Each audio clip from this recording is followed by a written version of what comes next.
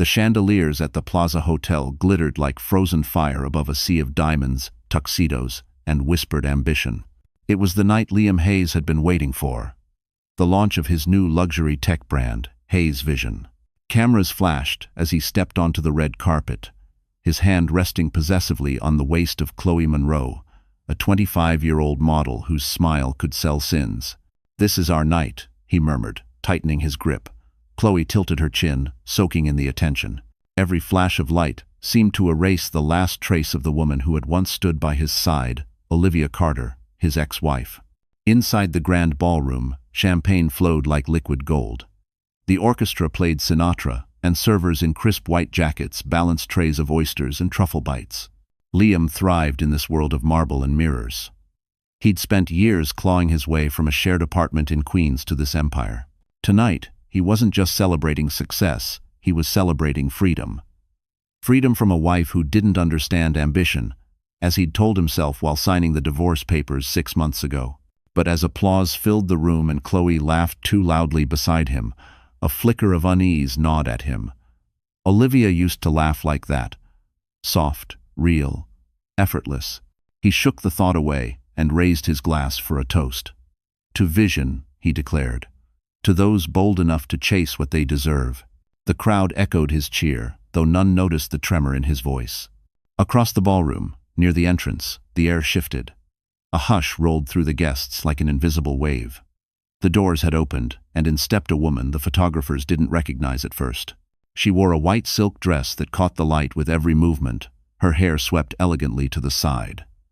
For a moment, she hesitated, then walked forward with quiet confidence.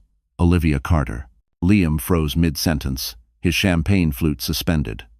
The murmurs began, spreading like wildfire. "Isn't that his wife?" "Ex-wife," someone corrected. But the correction came too late. The headlines were already being written in whispers. Olivia's eyes met Liam's across the room. No anger. No tears. Only a calm strength he'd never seen before. And then, as Chloe stiffened at his side, Olivia placed a protective hand over the small curve of her belly. Liam's heart stopped. Pregnant. The room fell silent, cameras shifting, curiosity sharpening into scandal. Chloe's painted smile faltered. Liam's throat went dry. Every choice he'd made, every cruel word, every lie, seemed to echo back at him through the glittering chandeliers. And then Olivia smiled, the kind of quiet, devastating smile that said she no longer needed him. Liam's glass slipped from his hand, shattering against the marble floor. Every eye turned to him, and for the first time in his life, the king of the room had no words. The next morning, New York woke up to headlines that glittered with cruelty. CEO's ex-wife shocks, the Plaza Gala, pregnant and radiant while he flaunts model mistress. The tabloids devoured the scandal like wolves. Liam Hayes, once the golden boy of corporate America, was now the man whose arrogance had detonated on live camera. But no one felt the explosion more than Olivia. Her phone buzzed non-stop. Former colleagues, friends, even journalists she'd once managed as a PR director, all reaching out, pretending to care while feeding their curiosity. She muted it all. Sitting on the edge of her bed in her small Brooklyn apartment, she stared at the cracked screen of her iPhone, reading the headline again and again until the words blurred. The photo accompanying it was brutal. Liam grinning beside Chloe in a diamond gown, while Olivia, caught mid-step, glowed under the chandeliers with one hand on her belly. To the world, it looked like poetic revenge. But inside, Olivia felt hollow. She hadn't gone to the plaza to start a scandal. She had gone to return a file that still bore Liam's signature, something she had been too kind, too naïve, to destroy. She hadn't expected to face the man who had thrown her out of his penthouse with nothing but her dignity and a faint positive pregnancy test in her pocket. By noon, the video had gone viral. Gossip channels replayed the moment in slow motion. The glass slipping from Liam's hand, the audible gasp of guests, the ice-cold expression on Chloe's face. Every network wanted a quote. Olivia stayed silent. Silence was power. She had learned that in PR. But deep inside, the humiliation burned. At Hayes Global headquarters on Park Avenue, Liam's assistant avoided eye contact as she handed him his phone. "You might want to see this," she whispered. His inbox was flooded. Board members demanding damage control, investors questioning his judgment. His publicist texted in all caps, "You need to make a statement now." But no statement could fix this. Chloe sat across the room, legs crossed, scrolling through the comments on her iPad. "They're calling me a homewrecker," she hissed. "Do something, Liam." Her tone was shrill, her mask cracking. For the first time, he saw the fame-hungry model for what she was, all surface, no soul. He wanted to shout that this wasn't about her. But wasn't it? She was the reason he'd lost everything that mattered. That evening, Olivia walked to the corner cafe near her apartment, the same one she and Liam used to visit when they were young and broke. The barista, an older woman who remembered her, handed her a latte and whispered, "Hold your head high, honey. The world loves a comeback." Olivia smiled weakly, but when she glanced out the window, a black Mercedes S-Class idled at the curb. Inside, Liam sat alone, watching her through the glass. He didn't enter. He just watched. The man who once ruled boardrooms now powerless against the sight of a woman he had destroyed. Olivia turned away, tears threatening but never falling. She would not give him that satisfaction. Hours later, a message appeared on her phone. "I need to talk. Please." Liam's number. She stared at it until the screen dimmed. Then she deleted it. The next morning, Olivia woke to a fresh storm. Chloe had posted a photo of herself kissing Liam, captioned, "Real love wins." The comments were merciless, but for the first time in months, Olivia didn't feel broken. She whispered to the twins growing inside her, "Let them have their noise. We'll build peace." Outside, the city roared with gossip and greed. But inside her small apartment, beneath the hum of traffic and the faint smell of coffee, a new kind of strength was taking root. And soon, that strength would become the force that would bring the mighty Liam Hayes to his knees. The world moved on quickly, but Olivia Carter's life didn't. Her once bright Manhattan apartment now felt like a museum of ghosts, the scent of Liam's cologne still clinging to the cashmere throw, his Mont Blanc pen abandoned on the desk, the framed wedding photo she couldn't bring herself to throw away. Every object whispered the same cruel truth. She had been replaced. Days bled into nights. Her phone stopped ringing. The PR world that had once adored her now treated her like a cautionary tale. Clients withdrew projects, afraid of being associated with scandal. Former colleagues who had once praised her professionalism now whispered behind closed doors, "Poor Olivia, she was too emotional for that job anyway." The industry could forgive failure, but not public humiliation. Bills piled up. She sold her designer handbags on eBay, one by one. The Cartier bracelet Liam had given her for their anniversary fetched enough to cover rent for 2 months. The irony wasn't lost on her. She had once handled global brand crises, but now she couldn't manage her own. Nights were the worst. Lying awake, she would scroll through her phone, torturing herself with images of Liam and Chloe at charity galas and rooftop parties. Chloe's Instagram was a masterclass in staged perfection, diamond filters, luxury captions, and endless photos of her love, with the hashtag number DreamLife. Each picture was a knife. One evening, unable to bear the silence, Olivia played the old voicemails Liam had left during their happier days. "You're my anchor," one said. "No matter how big I get, you're my home." Hearing it now made her laugh bitterly. Anchors, she realized, weren't meant to be homes. They kept you from moving forward. Her body ached constantly. 6 months pregnant, and surviving on instant noodles and anxiety, she was drowning. The twins inside her kicked occasionally, a reminder that she couldn't give up, not yet. But every day felt heavier than the last. It was during one of those endless nights that the bleeding started. Panic surged through her. She called a cab, clutching her belly as the city lights blurred outside the window. At Lenox Hill Hospital, the nurse's voice was gentle, calm, almost motherly. "You're dehydrated, honey. Stress isn't helping." Huh. When the doctor told her both babies were safe, Olivia broke down for the first time in months, not out of sadness, but relief. That night, lying under sterile white sheets, she whispered to the small lives inside her, "We're going to be okay. I promise." Across town, in a penthouse filled with champagne and self-importance, Liam scrolled through the financial reports of Hayes Global. The numbers looked fine, but something inside him felt off. Chloe laughed on the balcony, posting another photo for her followers, tagging him with number power couple. He didn't even glance up. For the first time, her beauty bored him. He thought of Olivia, not the scandal, not the headlines, but the woman who used to fall asleep on his shoulder while editing his speeches, the one who brewed coffee at 2 a.m. because he had a deadline. He wondered what she was doing now. The thought lingered like a bruise. Meanwhile, Olivia was discharged from the hospital the next morning. She stood outside in the cold November air, her hospital bracelet still on her wrist, and realized she had nothing left to lose. She walked slowly, each step steady, purposeful. Somewhere between heartbreak and exhaustion, her pain had turned into something sharper, resolve. She would rebuild. Not for Liam. Not even for revenge. For the two tiny heartbeats inside her that deserved better. And as the city swallowed her small, determined figure, a storm was quietly gathering, one that would soon turn the man who broke her into the man who would beg for her forgiveness. Snow dusted the streets of Brooklyn the morning Olivia Carter realized she couldn't keep living in survival mode. The mirror above her bathroom sink reflected someone she barely recognized. Hollow eyes, tangled hair, and a glowless skin that once turned heads at board meetings. Her hands trembled as she rested them over her belly. The twins kicked softly, as if reminding her that time was moving forward, whether she wanted it to or not. She had been surviving on cheap instant soup and freelance PR gigs that barely covered groceries. Her apartment, a cramped one-bedroom walk-up, smelled faintly of mildew and determination.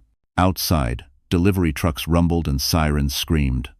The symphony of the city that never cared who broke as long as it kept moving. That morning, a thin envelope from her landlord slipped under the door. Final notice. She stared at the bold red letters until they blurred. Something inside her cracked, but this time it wasn't the fragile kind of breaking. It was the kind that cleared space, the kind that made room for rebirth. By afternoon, she found herself sitting on a park bench near Central Park West, a worn coat wrapped around her, her phone balanced on her lap. She opened her notes app and started typing, "Business idea, emotional wellness platform for women navigating pregnancy and loss." The words came out shaky, but they were the first she'd written for herself in years. Luma Life, that would be the name. Light from life.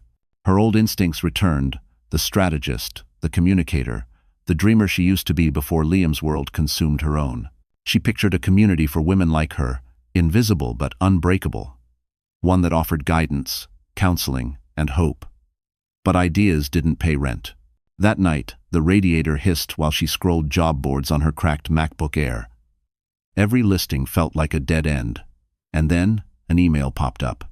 Subject: from the Blackwell Foundation. Opportunity to discuss a partnership. Sender: Ethan Blackwell. The name struck a faint chord.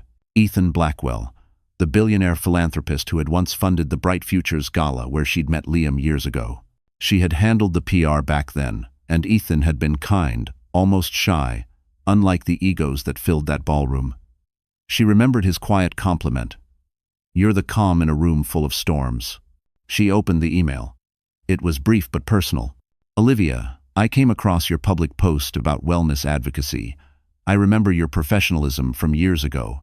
I'd like to discuss a consulting opportunity. Something meaningful. Something aligned with what you once believed in." Her heart pounded. For a moment, she thought it might be a scam. But the email's signature was real. Blackwell Holdings, 5th Avenue. She hesitated only a second before replying. 2 days later, she stood outside the glass tower of Blackwell Holdings, snow melting on her coat collar. The receptionist smiled. "Mr. Blackwell is expecting you." "Shend?" When Ethan entered the room, he was dressed simply, charcoal suit, no tie, soft gray eyes that held warmth without pity. "It's been a while, Miss Carter," he said gently. "You've been through a storm." Her voice cracked. "I'm still in it." He nodded, studying her carefully. "Then let's help you step out of it." That was the moment everything changed. The offer wasn't charity. It was partnership, a small consulting role to develop wellness content for one of his philanthropic initiatives. It wasn't much, but it was purpose. As she left the building, the city looked different, sharper, alive again. She paused on the sidewalk, snowflakes melting in her hair, and smiled for the first time in months. What she didn't know was that this single meeting would ignite a chain of events powerful enough to rebuild her life and make the man who left her wish he never had. The morning light spilled through the tall windows of the Blackwell Foundation's office, warming the polished oak desk where Olivia Carter now Saturday. It had been 3 weeks since Ethan Blackwell had given her the chance that would quietly change everything. At first, she couldn't believe anyone would hire her again after the scandal. But Ethan hadn't looked at her with judgment, only respect. "Your fall doesn't erase your brilliance," he had told her. And somehow, she had believed him. Her role was small, drafting press releases, crafting campaign pitches, helping shape the narrative of Blackwell's new women's health initiative, but to Olivia, it felt monumental. It meant stability, a paycheck, and something she hadn't felt in months: dignity. Each morning, she arrived early with her notebook and her thermos of homemade coffee, ready to prove she still mattered. Ethan's office overlooked Central Park, a view framed by floor-to-ceiling glass that seemed to shimmer in the morning sunday. He was often already there when she arrived, typing on his MacBook Pro, his black Mont Blanc pen resting beside his papers. He wasn't like other CEOs, no entourage, no arrogance. He listened. He asked questions that mattered. And though he was one of the most powerful men in Manhattan, he treated her as an equal. One afternoon, as snow began to fall outside, he stopped by her desk. "Do you still paint?" he asked. She blinked, surprised. "How did you know?" "You mentioned it once at the gala years ago," he said, smiling slightly. "You said painting helped you find balance."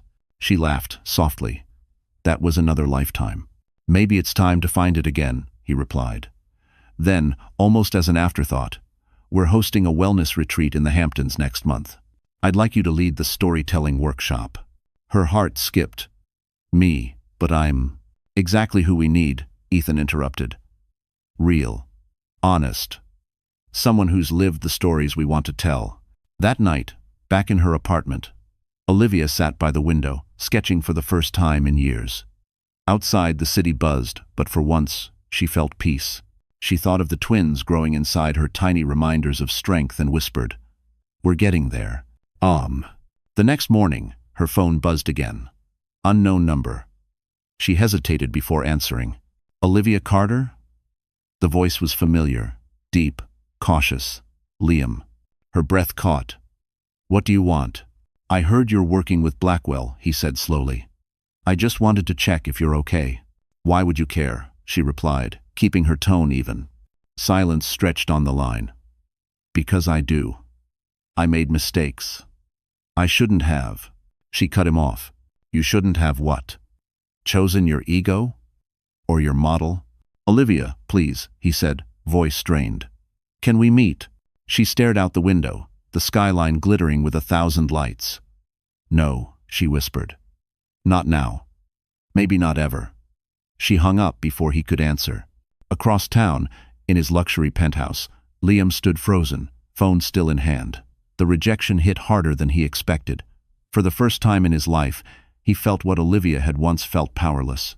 Meanwhile, at the Blackwell Foundation, Ethan noticed Olivia's shaken expression when she arrived that afternoon. "Rough morning?" he asked. She hesitated, then nodded. "Just ghosts." He offered a reassuring smile. "Then let's build something stronger than ghosts." Olivia exhaled slowly. For the first time, she realized she wasn't just surviving anymore, she was rebuilding. Piece by piece, day by day. What she didn't know was that while she was learning to rise again, Liam Hayes was about to begin his fall, and the world would be watching every painful second. The first day Olivia Carter walked into the new Lumalife workspace, sunlight poured through the panoramic windows, painting everything in gold. The office sat high above Central Park, a shared co-working suite buzzing with young founders, creatives, and quiet ambition. It smelled faintly of coffee, fresh paint, and possibility. For the first time in years, Olivia wasn't someone's wife or scandal. She was a woman building something of her own. Her desk was simple, a refurbished wood table, a small plant. And her old MacBook Air, its edges dented but loyal. She typed the words, "Empowering women to heal through connection," across the top of a blank proposal for Lumalife's first official partnership. It wasn't much yet, just an idea, a mission, but every keystroke brought it closer to reality. Ethan Blackwell had quietly approved seed funding. calling it an investment in purpose. Every morning, Olivia arrived before sunrise, balancing a bag of croissants and her swelling belly. The twins were now 7 months along, kicking like impatient little hearts. Her routine became a rhythm of rebirth: coffee, brainstorming, calls, and quiet smiles as she watched her dream take shape. Across the city, Ethan kept an eye on her progress. He admired her discipline: no drama, no self-pity, just relentless focus. "You remind me of someone," he said one evening as they reviewed campaign drafts. "Who?" she asked. "My mother," he said softly. "She built her own company after my father left. People told her she couldn't. She proved them wrong." Olivia smiled faintly. "Then, maybe I'm in good company." As Lumalife's digital prototype took form, Olivia started connecting with other women, single mothers, survivors, dreamers. She interviewed them via Zoom from her small apartment, using her phone camera propped on a stack of Amazon boxes. Each story added a thread to the fabric she was weaving. It was no longer just about survival, it was about legacy. But success didn't come quietly. A week later, a journalist from the Daily Ledger reached out, requesting an interview. "We'd like to feature your new venture," the woman said. "You're quite the story, a fallen PR director rising again under Ethan Blackwell's mentorship." Olivia hesitated. "Only if you focus on the work, not my past." "Of course," the journalist promised. The article went live that Friday. From scandal to startup, Olivia Carter redefined strength. The photo shoot captured her perfectly standing by the window in a cream blazer, her hand resting protectively over her belly. The comments section flooded with support. "Inspiring. She's glowing. Proof that grace beats gossip." But not everyone was happy. Across Manhattan, Liam Hayes saw the article flash across his iPad screen while sitting in his corner office at Hayes Global. His jaw tightened as he read her name beside Ethan Blackwell's. "She's milking this," he muttered, tossing the tablet aside. Chloe, lounging nearby in a silk robe, looked up lazily. "You mean the pregnant ex-wife story? It's kind of empowering. People love that." "People love her," Liam snapped. "She's not supposed to win." That night, Olivia sat on her couch, scrolling through hundreds of encouraging messages from women she'd never met. She felt something she hadn't felt in a long time: belonging. Her twins kicked again, as if celebrating their mother's small victory. Ethan called just before midnight.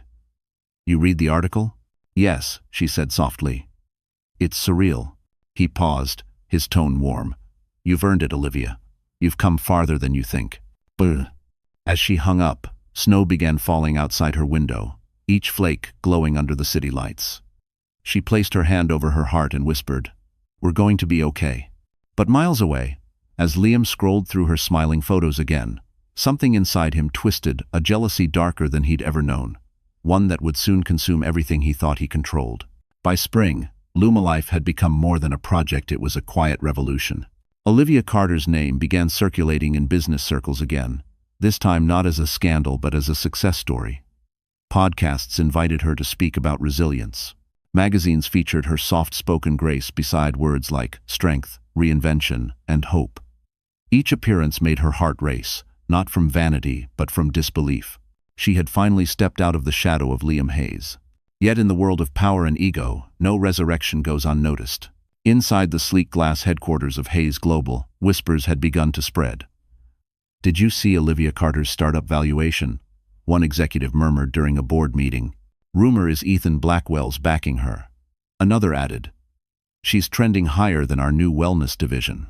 Liam sat at the head of the table, his expression unreadable. But beneath the crisp navy suit and the practiced calm, something corrosive churned. He'd dismissed her once as weak, emotional, forgettable. Now she was everything the media adored, a symbol of grace after betrayal. Her face was everywhere, her voice calm and clear, while his company's latest product launch had flopped. That night, back at his penthouse, Liam poured himself a glass of Macallan and stared out at the Manhattan skyline. Chloe Monroe lounged on the velvet couch, scrolling her phone. "You look tense," she purred. "Another bad day at the office?" He didn't answer.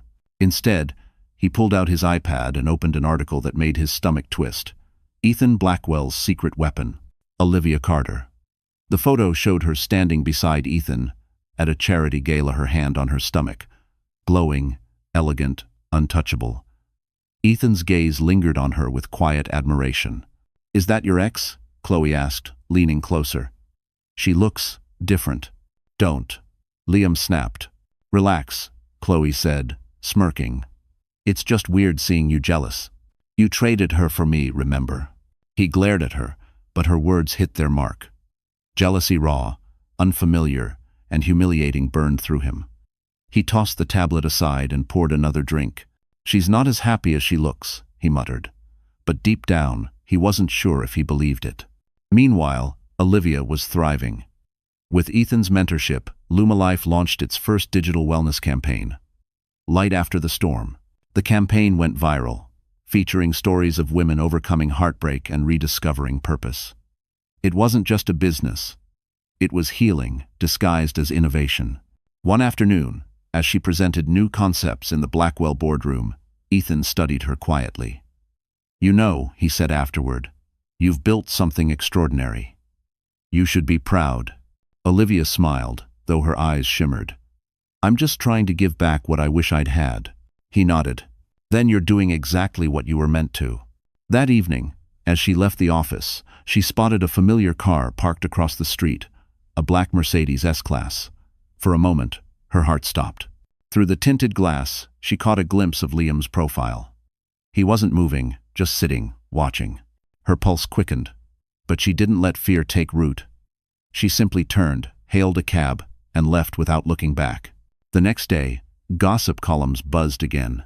A leaked photo from the charity gala showed Olivia laughing beside Ethan, the headline bold, "Is Manhattan's most eligible billionaire in love?" Liam's fury was volcanic. At the office, he slammed his fist against the desk. "She's using him to get to me," he barked at his assistant. "It's all PR." But when he opened his inbox, a new message made his throat tighten. It was from one of Lumalife's partners, an invitation to collaborate. The signature line read, "Founder and CEO, Olivia Carter." For the first time, the man who once defined her future realized she now defined his. And as jealousy turned to obsession, Liam Hayes began plotting a return into Olivia's world, unaware that his intrusion would set off a chain of consequences even his power couldn't control. The illusion of perfection always cracks from the inside. For Chloe Monroe, the first fracture appeared on a rainy Thursday afternoon when her photo shoot for Vogue Living got cancelled at the last minute. The editor claimed creative direction issues, but Chloe knew the truth: her engagement numbers were dropping, and the internet had found a new darling to adore, Olivia Carter. Everywhere she looked, Olivia's face seemed to follow her. Billboards, interviews, podcasts, always calm, poised, radiant. The same woman Chloe had once mocked as the soft one was now being called an icon of reinvention. The comparison gnawed at her. That evening, she stormed into the penthouse, heels clicking like gunshots on the marble floor. "Liam," she snapped, tossing her designer bag onto the couch. "Do you know what people are saying about us online?" He didn't look up from his laptop. "Chloe, not now." "Not now?" she scoffed. "You mean while your ex-wife is trending, and I'm being called a homewrecker on Twitter?" Finally, Liam looked up, eyes cold. "You're overreacting." Olivia's old news. She just has a billionaire backing her. That billionaire looks at her like she hung the stars. Chloe spat. "And you're sitting here pretending it doesn't bother you." He said nothing, which told her everything. For the first time, Chloe saw fear in him, not of losing her, but of losing control. Liam's empire was wobbling. Hayes Global's board had begun whispering about leadership changes. Their latest product had tanked. Investors were nervous. He needed good press. And she was supposed to be his asset, the beautiful distraction. Instead, she had become a liability. That night, while Liam worked in his office, Chloe scrolled through his email on his iPad. She told herself it was curiosity, but it was desperation. Buried between investor memos and PR reports was a thread titled, "Partnership Proposal, Lumalife." Her pulse raced as she read Olivia's name. The proposal wasn't just business, it was competition. Olivia's company was gaining traction, backed by Blackwell Capital. Chloe's stomach turned. She slammed the tablet down. "She's everywhere," she shouted. Liam rubbed his temples. "You're losing it, Chloe." "Losing it?" she snapped. "You're the one obsessed." You watch every interview, every photo, don't deny it. He glared. Be careful. Her laughter came out sharp and brittle. Careful. Please. You used me to feel powerful, and now that your ex is shining again, you can't stand it. He stood, voice low and dangerous. That's enough. But Chloe wasn't finished. You think you can control me like her? You can't. Because unlike Olivia, I'm not afraid to burn everything down. The argument ended with a slammed door and the sound of breaking glass. By morning, Chloe was gone, and so was Liam's peace. 2 days later, TMZ splashed a headline across the internet. Liam Hayes, model girlfriend, spotted leaving penthouse in tears. Paparazzi photos showed Chloe with red-rimmed eyes and a suitcase. Underneath, anonymous sources whispered that Liam had been emotionally distant and fixated on his ex-wife. For the first time, the public sympathy began to shift not toward the glamorous CEO or his young lover, but toward the woman who had once walked away with nothing, Olivia Carter. At the Blackwell Foundation, Olivia didn't gloat. She simply shook her head when an assistant mentioned the story. Let them have their noise, she said quietly. We have work to do. Ethan looked at her, impressed by her composure. You're handling this better than most would. Olivia smiled faintly. That's because I already lived through my worst day. This is just the echo. But outside that calm exterior, the world was watching, and in the ruins of his penthouse, Liam Hayes was realizing that his mistress's fall might just drag him down with her. And in the chaos she left behind, Chloe Monroe was about to make a decision that would ignite the scandal all over again. Only this time, Olivia wouldn't be the one humiliated. The night of the Blackwell Foundation's annual gala shimmered with gold and tension. The ballroom of the Ritz-Carlton Manhattan glowed beneath crystal chandeliers, every inch a portrait of wealth and influence. It was the kind of evening Olivia Carter once dreaded, where every smile hid a headline and every glance carried judgment. But tonight, she walked through the marble foyer with her head high, a vision of calm confidence in a midnight blue gown that hugged her gently rounded figure. 2 small children, her twins, now almost one, were at home with a trusted nanny, their laughter still echoing in her heart. It was her first night out in months, and Ethan Blackwell had insisted she attend. You've earned this, he'd said, offering his arm as they entered together. Cameras flashed, the light catching his tailored tuxedo and her soft, radiant smile. They looked like a story the city was waiting to tell. Inside, the air buzzed with champagne and whispered intrigue. Investors, artists, and politicians mingled beneath a string quartet's soothing notes.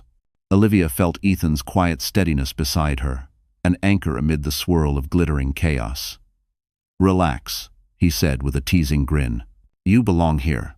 I'm trying to remember that, she replied, her voice barely above the music. Across the ballroom, Liam Hayes froze mid-conversation when he saw her.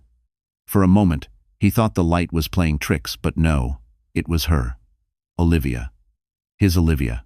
The woman he'd convinced himself had vanished from his world forever, now stood just yards away, her presence magnetic, her smile effortless. His companion, a corporate partner who didn't know his history, followed his gaze. Beautiful, isn't she? He said casually. That's Olivia Carter, founder of Luma Life. She's here with Ethan Blackwell. They say he's completely smitten. Liam's jaw tightened. He tried to laugh, but it came out hollow. I've heard of her. When their eyes met across the crowded room, the noise around them seemed to fade. Olivia didn't flinch. She didn't look away. Her calm, steady gaze was the mirror he had avoided for 2 years. Every ounce of arrogance he'd used to justify leaving her crumbled under the weight of her serenity. Ethan turned, noticing the shift in her expression. Everything all right? He asked gently. Olivia inhaled slowly. Just a ghost. Liam excused himself from his conversation, unable to resist the pull. The crowd parted almost poetically as he approached her. Olivia, he said, his voice lower than she remembered. She smiled politely. Liam, you look, he began. Alive? She finished softly. I am. Ethan stepped forward, offering his hand with quiet confidence. Ethan Blackwell. Liam hesitated, recognizing the name instantly. Of course. The 2 men shook hands, a brief exchange heavy with unspoken history. It's good to see you doing well, Liam said, trying to sound composed. Olivia nodded. You too. Then, turning to Ethan, she added, we should greet the board members. 1. As they walked away, Liam stood rooted, watching her glide across the marble floor graceful, untouchable. The room felt suddenly smaller. He caught fragments of gossip behind him. She's incredible. Blackwell's lucky. What a comeback. When he looked down, he realized his hand was shaking. He tightened his grip around his champagne glass, but the chill in his chest wouldn't fade. Chloe's voice echoed in his memory, mocking and sharp. You traded her for me, remember? Across the ballroom, Olivia laughed softly at something Ethan whispered. Her eyes sparkled not with defiance, but peace. And that, more than anything, shattered Liam's pride. Later that night, he slipped out onto the terrace, needing air. Through the glass doors, he could still see her, radiant under the chandeliers, surrounded by people who truly saw her. For the first time in his life, Liam Hayes understood what it felt like to lose everything and realized the thing he'd thrown away was the only part of himself that had ever been real. And as the cold wind swept across the terrace, he vowed silently he would win her back, no matter what it cost. But what he didn't know was that the price would be far higher than he could ever afford.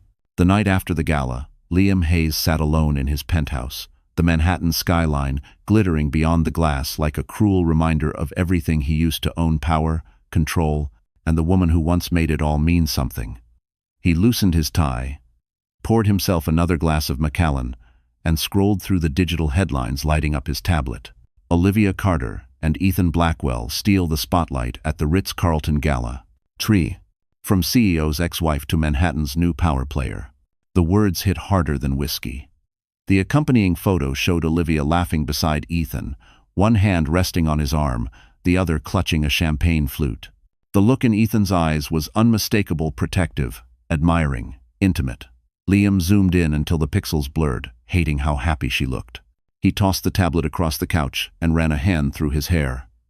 She's using him, he muttered to no one. This is all PR, but deep down, he knew it wasn't. Ethan Blackwell didn't play at appearances. He invested in substance.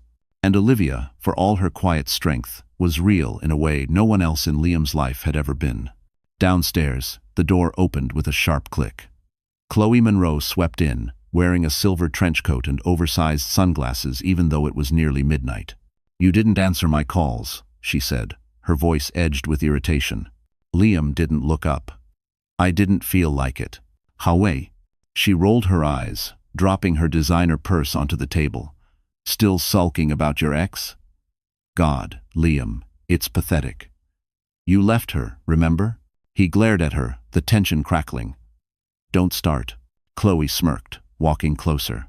You think she's some saint now, please.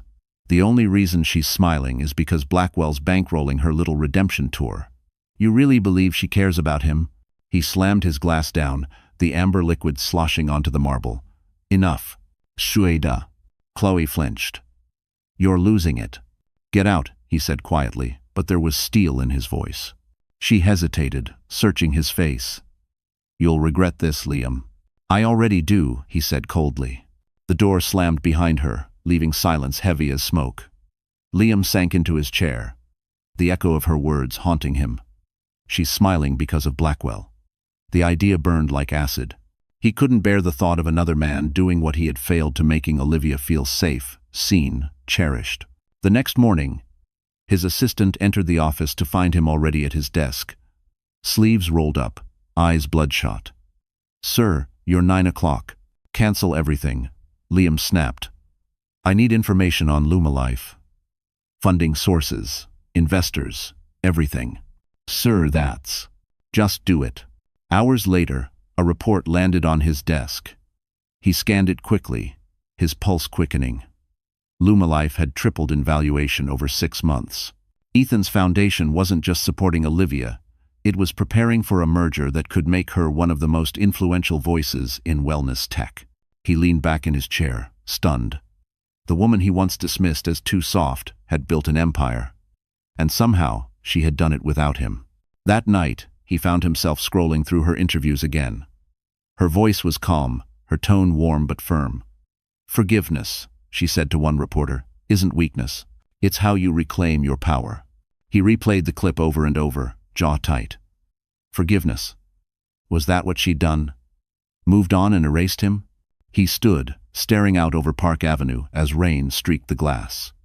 Down below, the city pulsed with life cars, lights, people moving forward. And for the first time, Liam realized he wasn't moving at all. He turned away from the window, grabbed his phone, and typed out a message before he could stop himself. "We need to talk." But when he hovered over the send button, his thumb froze. What could he even say? That he missed her? That he'd made the biggest mistake of his life? He deleted the message and tossed the phone aside. The whiskey burned down his throat like penance. As thunder rumbled over the city, Liam Hayes swore he would find a way back into Olivia's world. But what began as jealousy was about to turn into an obsession that would destroy everything still holding him together. By early summer, the cracks in Hayes Global were no longer whispers, they were headlines. What had once been a towering symbol of innovation and luxury was now a bleeding empire, hemorrhaging trust, credibility, and billions in shareholder value. The man who once ruled the skyline now found himself trapped beneath it. The first blow came quietly. A leaked email thread between senior executives revealed internal conflict, reckless spending, and Liam Hayes' impulsive decision-making. The next came louder. A whistleblower report accusing the company of inflating profits to secure investor confidence. Within days, the SEC opened an investigation. Liam's phone rang nonstop: lawyers, journalists, board members, but he answered no one. Instead, he sat in his glass-walled office, overlooking Park Avenue, watching the storm gather. The same city that once applauded him now waited for his downfall like an audience craving blood. Chloe Monroe's betrayal was the final spark. After their explosive breakup, she sold her story to Vanity Fair. The headline read, "Behind the Mask of Power, Life with the Real Liam Hayes." The article painted him as controlling, paranoid, and emotionally abusive. She described their relationship as a masterclass in manipulation, claiming he'd destroyed not only her career but her confidence. The fallout was immediate. Luxury brands pulled their partnerships. Sponsors withdrew from Hayes Vision, the company's flagship product. Board members began meeting privately without him. And still, the press kept digging. One morning, a photo went viral, a paparazzi shot of Liam stumbling out of a restaurant, tie loosened, eyes bloodshot. The caption read, "Fallen CEO. From tech titan to tragic headline." Across town, Olivia Carter read the article in silence. Ethan Blackwell sat across from her at their office, sipping his espresso. "You've seen it?" he asked. She nodded, yes. Ethan's gaze was steady. "Do you feel sorry for him?" Olivia hesitated. "No," she said finally. "Just sad. He had everything, and he threw it all away. People who build on arrogance always collapse," Ethan said softly. "Gravity never forgets." Olivia smiled faintly at that. "I'm trying not to enjoy watching it happen." Ethan leaned forward. "You're not enjoying it, you're witnessing it. There's a difference." At Lumalife, the contrast couldn't have been sharper. Their latest app feature focused on mindfulness for single mothers had just hit 1 million downloads. Sponsors were calling daily. Olivia was becoming the face of modern resilience, and Forbes had already confirmed her spot on its Women of Impact list. Meanwhile, Liam's office grew emptier by the day. His assistant quit. His CFO resigned. His board called an emergency meeting that he wasn't invited to. The empire he'd built, the one that had cost him his marriage, was slipping through his fingers like sand. He tried calling Chloe, no answer. He even drafted a message to Olivia, but deleted it before finishing the first sentence. The shame was too heavy. Late one night, he sat alone in his penthouse, lights dim, surrounded by silence. The glass walls reflected a man he no longer recognized, unshaven, exhausted, haunted. The city that once roared his name now hummed indifferently below. He reached for the remote and turned on the TV. A business news anchor was discussing Hayes Global's potential bankruptcy. "The CEO has not made a public statement," the anchor said, "but insiders claim the company is in free fall." Then, the screen shifted to a smiling image of Olivia and Ethan at a recent conference. On a brighter note, the anchor continued, "Olivia Carter's Lumalife continues to rise, symbolizing strength and reinvention in the wellness tech space." 1. Liam's grip on the remote tightened until his knuckles whitened. The irony was merciless. Her rise was the mirror image of his fall. As the screen faded to black, he muttered to himself, "You win, Olivia." But even as the words left his lips, he knew he didn't mean them. He couldn't accept defeat, not yet. Because somewhere inside the ruins of his empire, a dangerous idea was beginning to form a plan to reclaim everything he'd lost, no matter who had to break for him to rise again. While Hayes Global crumbled under scandal, Lumalife bloomed like sunlight through the cracks. Within a year, Olivia Carter had transformed her pain into a purpose that captured hearts far beyond Manhattan. The brand's mantra, heal, rise, reclaim, appeared on subway posters, billboards along Fifth Avenue, and Instagram feeds from Los Angeles to London. What began as a quiet startup run from a shared workspace now occupied a sleek glass office in Soho, its minimalist design echoing calm confidence. The morning the Forbes Women of Impact issue hit stands, Olivia sat in her new office, the glossy magazine open on her desk.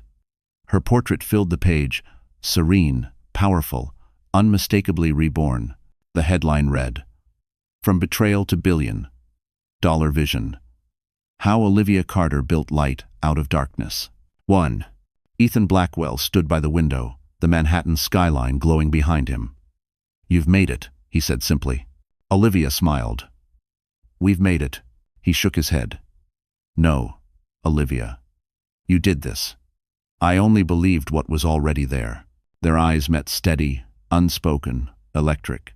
For months, they had worked side by side, early mornings, late nights, endless cups of coffee. Somewhere between strategy meetings and laughter-filled brainstorming sessions, a quiet bond had grown. It wasn't about rescue or gratitude anymore. It was about partnership. That evening, Lumalife hosted a gala at the Beverly Hills Hotel, their first West Coast expansion. The ballroom glittered with chandeliers, silver accents, and an energy that buzzed with hope. Olivia's twins, now toddling, had accompanied her on the trip, cared for by a nanny during the event. She wore a simple white Dior gown, elegant yet understated, the kind of grace that commanded attention without demanding it. The audience was filled with celebrities, entrepreneurs, and investors, the kind of crowd that had once applauded Liam Hayes. But tonight, they applauded her. As Olivia stepped on stage, the applause swelled. Ethan watched from the front row, pride gleaming in his eyes. "2 years ago," she began, her voice steady, "I thought my story was over. I thought failure and heartbreak defined me. But sometimes, life breaks us open so light can get in." She paused, scanning the crowd. Lumalife isn't just a company. It's proof that no woman is finished just because someone stopped believing in her. The crowd rose to its feet, the applause thunderous. Meanwhile, across the country in New York, Liam Hayes sat in a dimly lit bar watching the live broadcast of the gala on a mounted television. The camera zoomed in on Olivia's radiant smile, the audience's standing ovation, and Ethan joining her on stage to present a check for $5 million to women's wellness initiatives. Liam gripped his glass, jaw tightening. Around him, patrons were whispering, "That's her, right? The one who used to be married to that CEO? She's amazing." He couldn't look away. The woman who had once wept in his shadow now stood taller than he ever had. His reflection in the bar mirror looked older, smaller. The whiskey burned going down. Back in Beverly Hills, the gala ended with music and laughter spilling into the courtyard. Olivia stepped outside for air. Ethan followed, handing her a flute of champagne. "To the light," he said softly. "To the light," she echoed, clinking her glass. The city shimmered around them, the night warm and alive. For a moment, everything felt complete, until a faint vibration broke the stillness. Her phone buzzed. She frowned. The screen flashed with a name she hadn't seen in months. Liam Hayes. Ethan noticed the change in her expression. "Everything all right?" She locked the phone, forcing a small smile. "Just the past trying to call." He studied her quietly. "Do you want to answer?" Olivia shook her head. "No. I'm done living backward." She didn't know that across the country, Liam wasn't just calling out of nostalgia. He was planning his next move, one that would drag both their worlds back into collision. And for the first time since losing her, Liam Hayes wasn't chasing love. He was chasing redemption, and he didn't care who got hurt along the way. The first time Liam Hayes saw Olivia again after her Forbes feature, the world was still pretending his empire hadn't collapsed. He'd spent months clawing at the remnants of Hayes Global, trying to convince investors that he could rebuild, that the headlines were exaggerated. But behind closed doors, his offices were empty, and his name had become synonymous with failure. His penthouse, once a symbol of untouchable success, felt more like a museum of regret. One night, after too much whiskey and silence, Liam scrolled through his phone. Every image of Olivia seemed to mock him, her at charity events, smiling beside Ethan Blackwell, her on a morning show, speaking softly about healing and empowerment. He could barely stand it anymore. Finally, against every ounce of pride he had left, he drafted a message. "I owe you an apology. I'd like to see you just to talk." He read it 10 times before pressing send. For 3 days, there was no reply. Then, on the 4th morning, his phone buzzed. It was from an unknown number.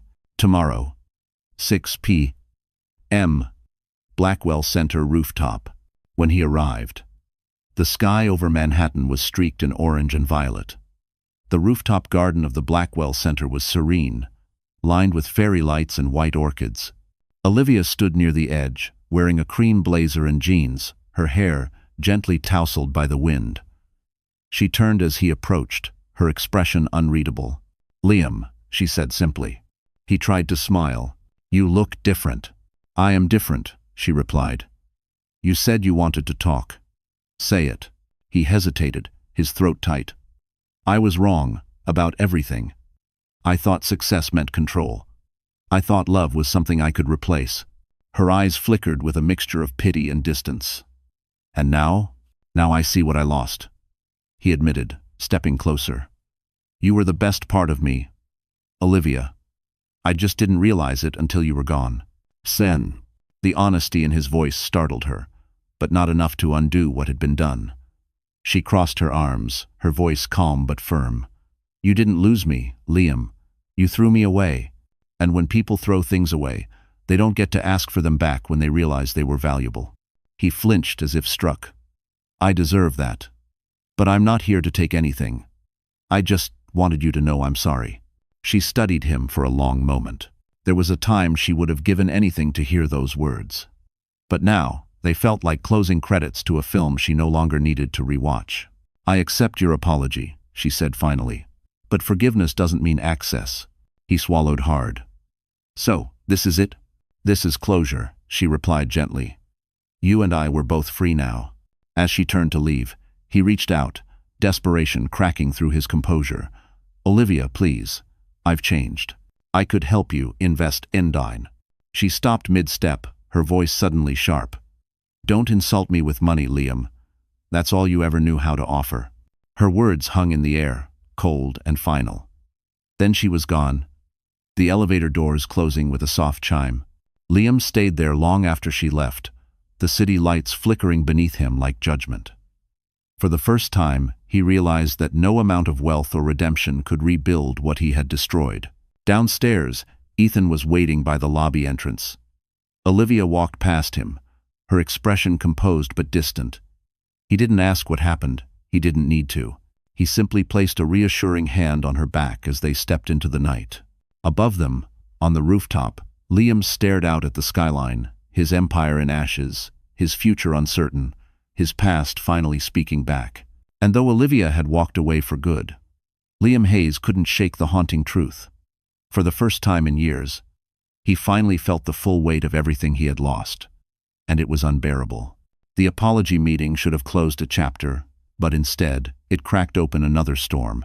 Within a week, Manhattan's gossip columns were once again on fire this time, not because of Olivia Carter's rise, but because of Chloe Monroe's revenge. The headlines exploded across every feed. Model Chloe Monroe drops bombshell tell-all. Life with CEO Liam Hayes. Cheating, lies, and corporate secrets. Inside the empire that fell apart. Olivia first saw it while waiting in line at a Starbucks on Fifth Avenue. The magazine cover glared at her from a newsstand. Chloe's flawless face, eyes red as if from tears, framed by the words, "He used us both." Her stomach tightened. She didn't need to read it to know what it contained: humiliation, sensationalism, and maybe, finally, the truth. But when she flipped through the article, it was worse than she imagined.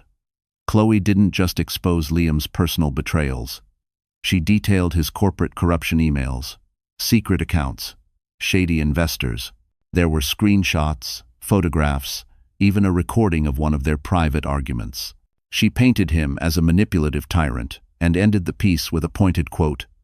He destroyed one woman's life to build his empire. Then he tried to destroy mine. Now, I'm done being silent.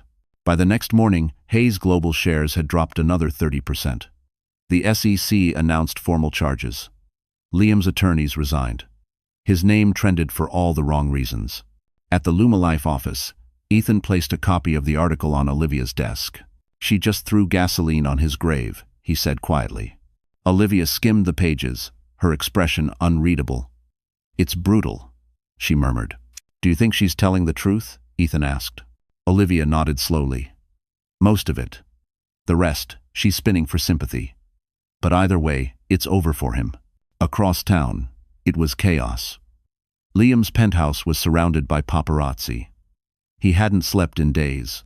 Every channel, every website, every voice in the city seemed to chant his name like a curse. He threw his phone across the room, shattering it against the wall. She used me, he snarled, pacing. She used me, and now she's using my ruin to sell magazines. His assistant, the last one still loyal, kept her distance. Sir, Vanity Fair has requested a statement. They're running a follow-up. Statement? He barked. What do they want me to say? That I'm sorry again? That I deserved it? He laughed bitterly. I've already lost everything. Son. That night, the television blared with Chloe's exclusive interview. She wore white, her voice trembling just enough to sound believable.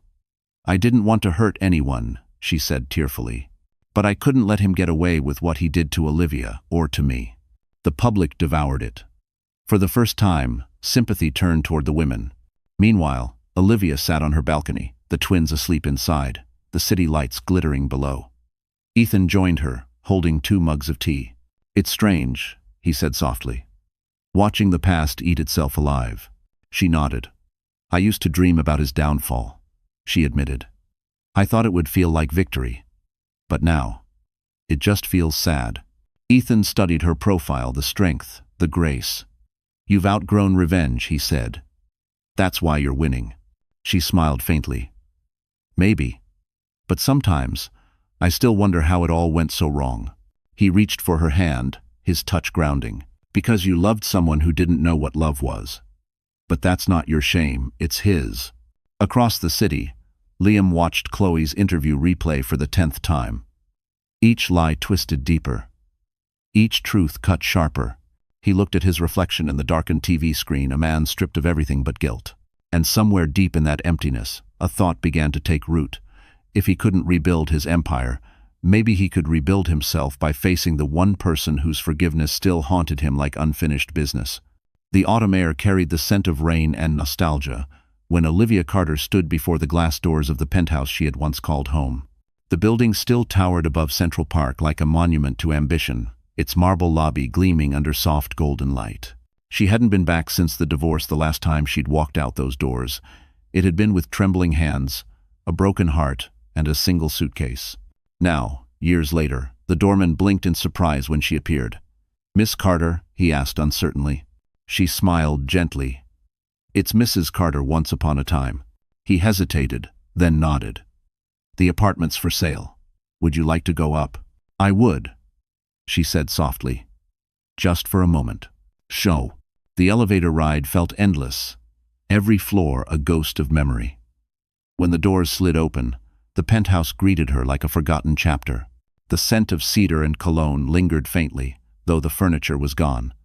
Empty rooms echoed with the faint hum of the city below. She stepped inside, her heels clicking on the polished floor, her reflection flickering in the tall glass windows. This was where she had once believed forever lived. She could still see it, the warm glow of the fireplace, Liam's laughter echoing down the hall, the scent of morning coffee, the sound of whispered dreams. But now, it was all hollow space. She walked slowly toward the master bedroom. Sunlight streamed through the floor-to-ceiling windows, bathing the room in gold. For a moment, she closed her eyes and let herself remember. The day she first moved in, the night she found Liam's messages to Chloe, the morning she packed her bags in silence. It felt like another lifetime. In the center of the room, a small vase sat on a shelf, a leftover staging piece from the realtor, a single white rose inside. She smiled faintly, taking it as a sign. She pulled a folded note from her bag and placed it beside the vase. In neat handwriting, it read, "Thank you for the lessons, not the pain." As she turned to leave, she heard footsteps behind her.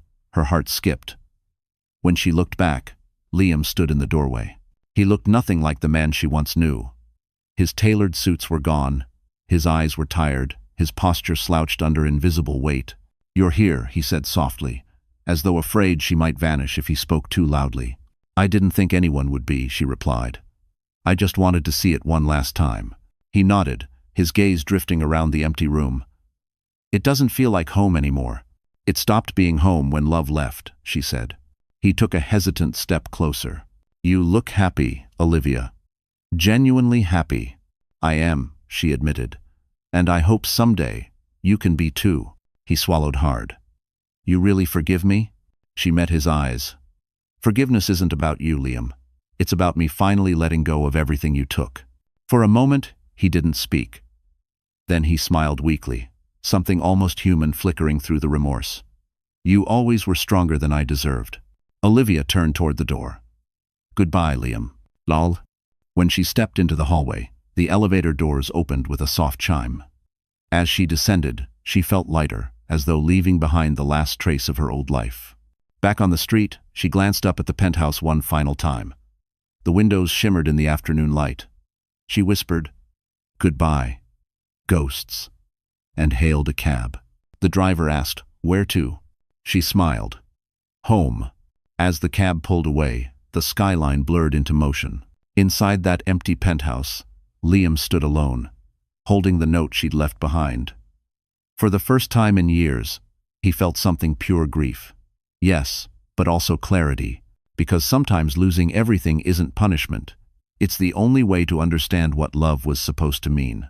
The rain had finally stopped when Ethan Blackwell showed up at Olivia Carter's brownstone one quiet Sunday evening.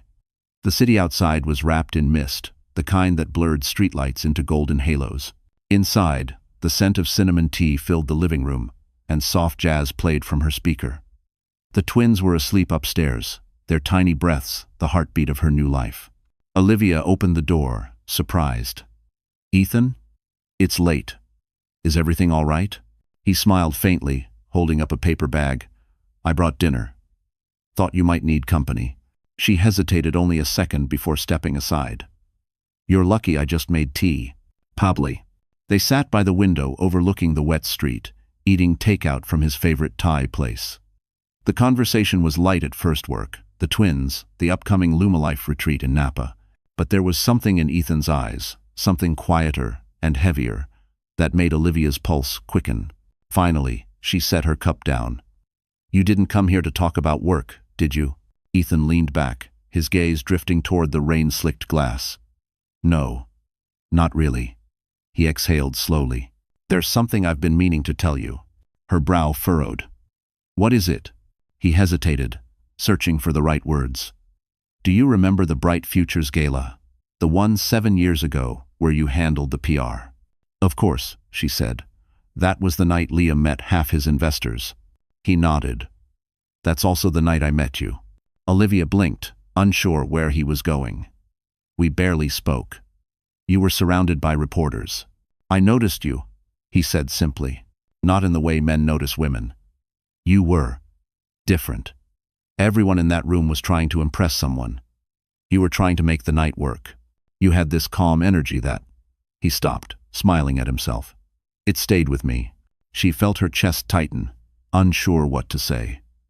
"Ethan, I followed your work after that," he continued, his voice soft but steady. "Not obsessively, just quietly. Every press campaign, every success. And then, when the divorce hit the news, I wanted to reach out, but I didn't want to be another man offering pity." Her throat went dry. "So you hired me?" He shook his head. "No. I invited you to partner. There's a difference. You didn't need saving, Olivia. You needed someone to remind you still had power." Silence hung between them, thick with things unsaid. Outside, thunder murmured somewhere over the Hudson. Olivia's fingers brushed the edge of her cup. "Why tell me this now?" "Because," he said quietly, "I'm running out of ways to pretend I don't care." Her breath caught. The confession hung in the air, fragile and impossible to ignore. "Ethan," she said softly, "you've been my anchor, my friend. But I'm still learning how to breathe again. I can't promise anything more than that." He nodded, his expression warm, patient. "I'm not asking for promises. Just honesty. That's enough." The room fell still. She looked at him, the man who had seen her broken and never once tried to fix her. For years, she had believed love had to hurt to be real. But here he was, showing her it could be quiet, steady, and kind. She smiled, her voice barely above a whisper. "Then honesty is what you'll have." He returned her smile, something tender in his eyes. "That's all I need." Outside, the rain began again, soft and rhythmic. Olivia leaned her head against the window, listening. For the first time in a long while, the sound didn't feel like sorrow, it felt like renewal. Upstairs, one of the twins stirred, letting out a sleepy sigh. Ethan rose, his movements gentle. "I should go," he said. Olivia walked him to the door. As he stepped into the night, he turned back once. "You really don't know how extraordinary you are, do you?" She laughed softly. "Maybe someday I'll believe it." Woo. But as the door closed behind him, she felt something bloom quietly inside her. Not love yet, but the terrifying, beautiful possibility of it.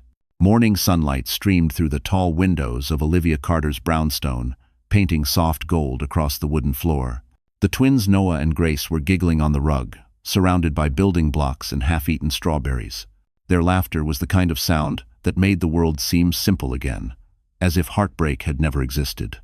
Olivia sat cross-legged beside them, her hair loose, coffee steaming in her hand. It was one of those rare, quiet mornings when the air itself felt gentle. For once, she wasn't thinking about deadlines, press releases, or meetings with investors. She was just a mother barefoot, happy, whole. Ethan Blackwell had spent the weekend at her place, helping assemble a small swing set in the backyard. Now he sat by the window, a copy of Women Who Run with the Wolves open on his lap, his reading glasses sliding down his nose. "You know," he said without looking up, "I think Noah's about to beat his sister to walking." Olivia smiled. "You've been saying that for a week." "Call it a hunch," he replied, closing the book and joining the twins on the rug. "Come on, buddy, show us what you've got." Noah stared at him, wobbling on his chubby legs, his little fists clenched for balance. Grace squealed, clapping her hands as if cheering him on. Ethan stretched his arms out. "Come on, little man. Just one step." Noah hesitated, swayed, and then, to everyone's astonishment, took 2 tiny steps forward before collapsing into Ethan's arms. Olivia gasped, covering her mouth with her hand. "He did it." Ethan laughed, lifting the boy high into the air. "You're a natural." Jong too. Grace, not to be outdone, scrambled up and tried to copy her brother, managing half a step before tumbling onto her blanket. Olivia reached for her, laughing until tears filled her eyes. For a moment, the room was full of the kind of joy that doesn't ask for permission, it just blooms. Ethan watched her quietly, memorizing the sight. Olivia's laughter, sunlight tangled in her hair, the twins clinging to her dress. He had seen her at her lowest, shattered and unsure. But this was who she was meant to be. After lunch, they moved outside to the small backyard. The swing set stood proudly beneath a tree, ribbons of autumn light flickering through the leaves. Ethan brewed coffee while Olivia spread out a blanket. The twins crawled between them, playing with fallen leaves. "Do you ever miss it?" he asked suddenly. She looked up. "Miss what?" "The old life. The power, the events, the spotlight." Olivia smiled faintly. "I thought I would. But now I realize I only miss the illusion of control. I used to chase success because I thought it meant safety. Now, I just want peace." Ethan nodded. "And you've built it beautifully." She met his eyes. "You helped me find it." He chuckled softly. "All I did was hold the flashlight. You did the walking." They fell into comfortable silence, watching as Noah and Grace babbled to each other in their secret baby language. Then, Olivia spoke again, her tone more thoughtful. You know, sometimes I think about how everything fell apart, and I realize it had to. If Liam hadn't left, I might never have found myself. Ethan smiled.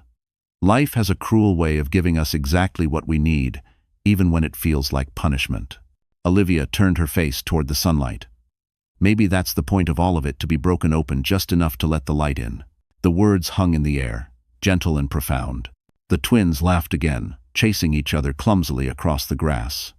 Ethan leaned back on his elbows, watching them. "You're good with them," Olivia said, her voice soft. He grinned.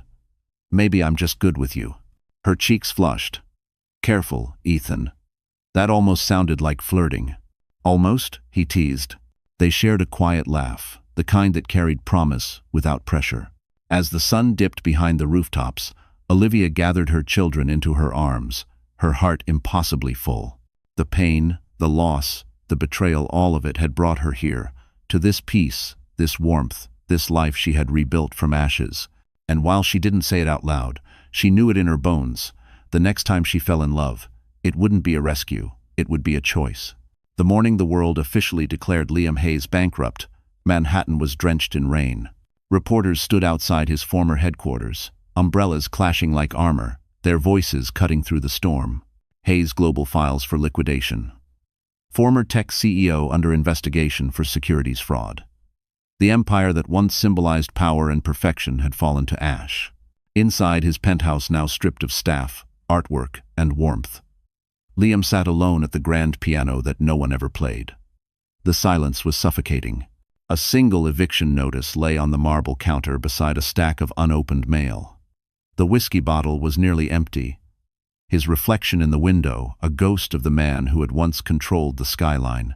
He picked up the newspaper, the headline mocking him, "The Rise of Lumalife. Olivia Carter crowned the new face of modern wellness." The photo showed her standing beside Ethan Blackwell at an awards gala, radiant in emerald green, confidence glowing in every line of her body. She looked alive. He looked forgotten. Liam tossed the paper aside and laughed bitterly. "Of course," he muttered. "She gets the light. I get the storm." His phone buzzed, a rare sound these days. It was his mother, calling from Boston. He stared at the screen for a long time before silencing it. He couldn't face anyone who remembered the version of him that once made her proud. Across town, Olivia Carter's morning was entirely different. She was preparing for her keynote speech at a Forbes Women in Business Summit, her assistants bustling around her with schedules and notes. Ethan appeared at the door, holding 2 Starbucks coffees. "You ready to make them cry again?" he teased. She smiled. "I'm ready to make them believe again." On stage later that day, she spoke not about success, but about loss, the kind that strips you bare enough to rebuild honestly. When life takes everything from you, she told the packed room, it isn't punishment. It's an invitation to start over on your terms. The audience erupted in applause. Cameras flashed. She was no longer someone's ex-wife. She was a woman defined by her own light. Back in his dark penthouse, Liam flipped through TV channels until her voice filled the room.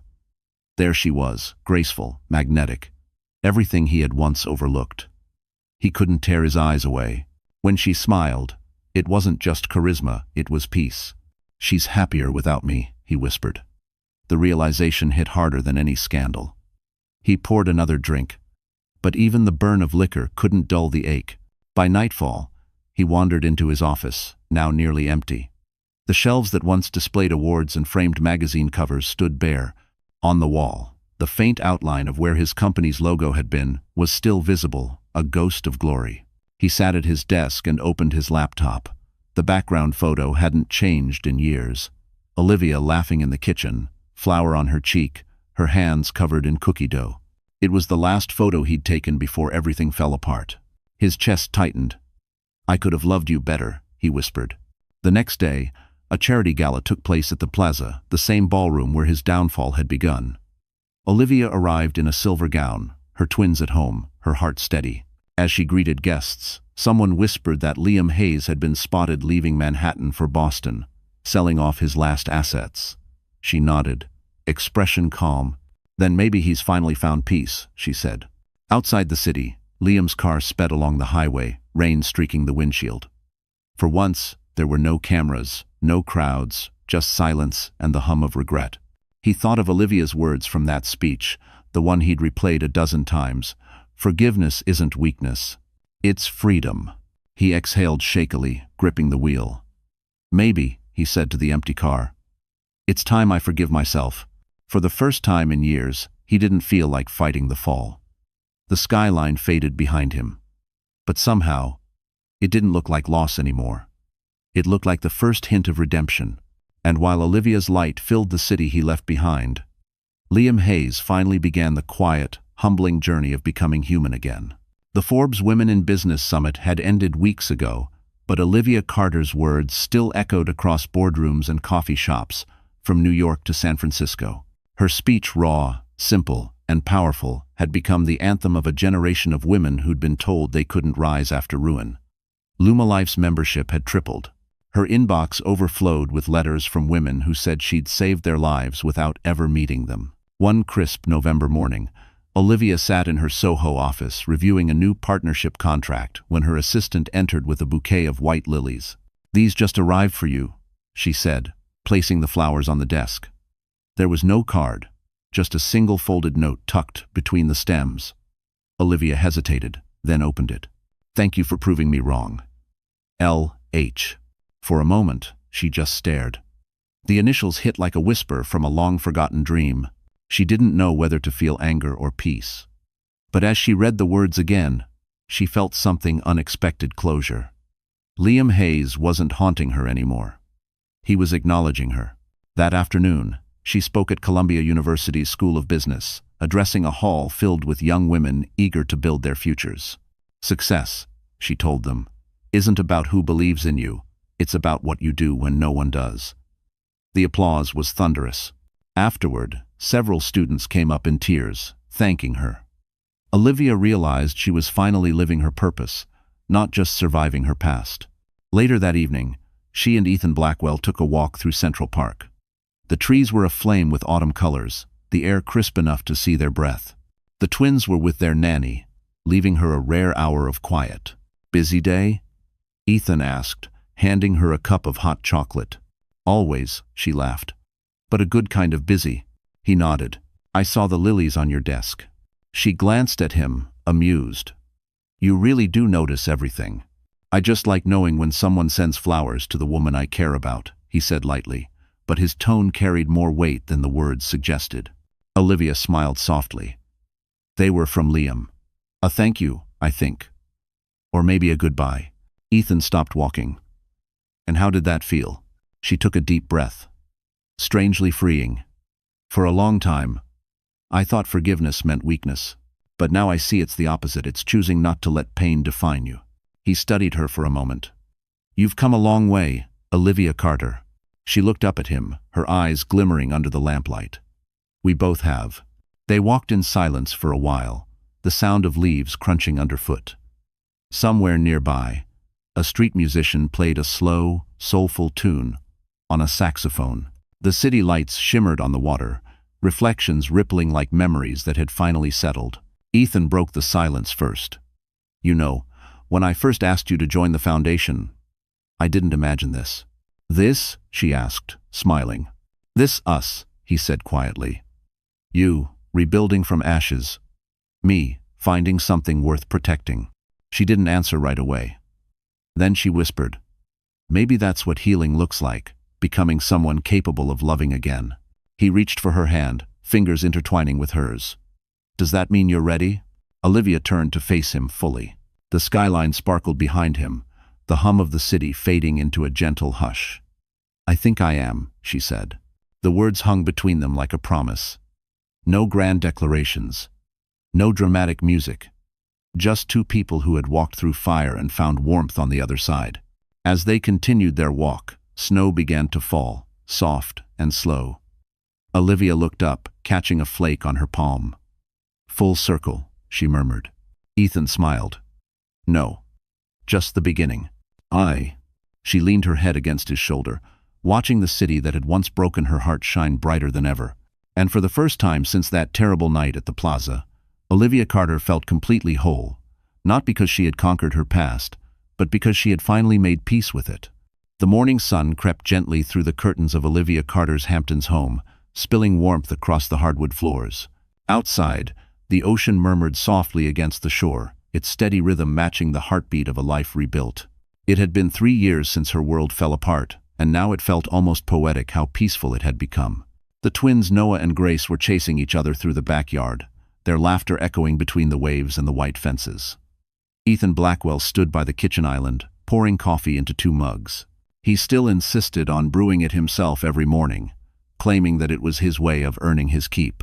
Olivia entered the room barefoot, wearing one of his shirts, her hair tousled by the sea breeze. "You're up early," she said, smiling. He grinned. "The kids demanded pancakes at sunrise. I caved." She laughed softly, the sound of it light and effortless. The woman who once cried herself to sleep in a tiny Brooklyn apartment now radiated the kind of joy that couldn't be faked. She leaned against the counter, watching him pour syrup for the twins. "You know," she said, "if someone told me 5 years ago I'd be here happy, free, loved, I would have laughed."